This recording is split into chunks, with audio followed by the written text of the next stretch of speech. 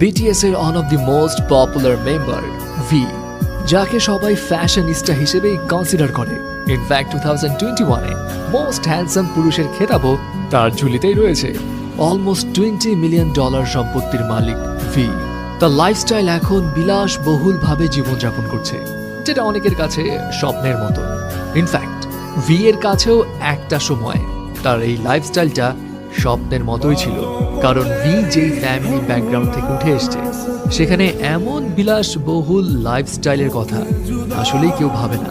And right now আপনাদেরকে V এর জীবনের স্ট্রাগলের কাহিনী শোনাবো, যেটা জানলে আপনিও হয়তো ইন্সপায়ার্ড হবেন। ভি এর আসল নাম কিম তাহায়ুন। ভি 30 ডিসেম্বর 1995-এ সাউথ কোরিয়ার ডায়েগু শহরে একটি কৃষক পরিবারে জন্মগ্রহণ করে। ভি তার 3 ভাই বোনদের মধ্যে সবার বড়।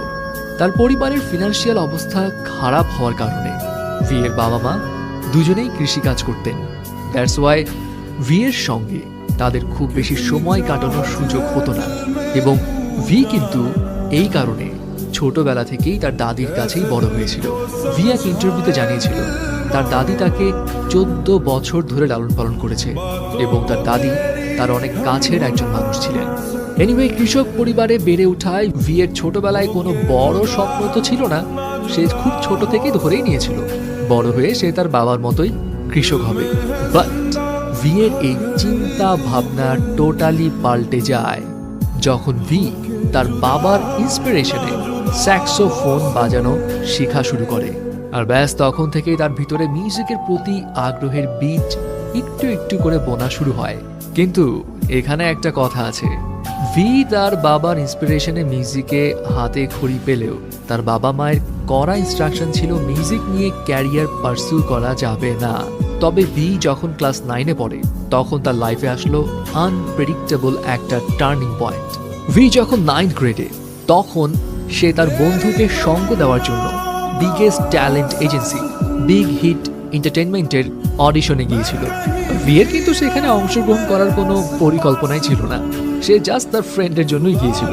কিন্তু হঠাৎ করে বিগ হিট এন্টারটেইনমেন্টের একজন সদস্য ভিকে ওই শোতে পার্টিসিপেট করতে বলে। ভি অংশগ্রহণও করে।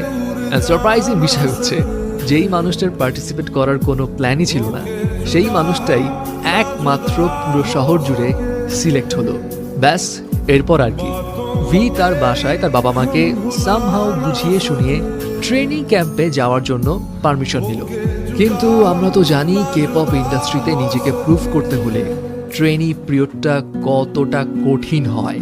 অ্যান্ড অন্যান্যদের মতো ভিকেও খুব সকালে উঠে দিনে 12 থেকে 15 ঘন্টা প্র্যাকটিস করতে হতো। খাওয়া দাওয়ার স্ট্রিক্ট ডায়েট ফলো করতে হতো।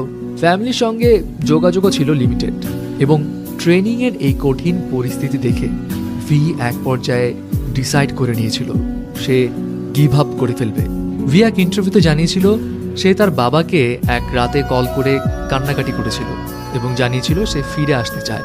তার বাবা তখন ভিকে একটা কথাই বলেছিল, ফিরে আসতে চাইলে আসতে পারো, এখানে তোমার জন্য আরো অনেক সহজ কাজ আছে। ভি জানায় তার বাবার ওই কথাটাতে সে কিছুটা ইম্বারেস ফিল করেছিল, অ্যান্ড এরপর সে ডিসিশন নিল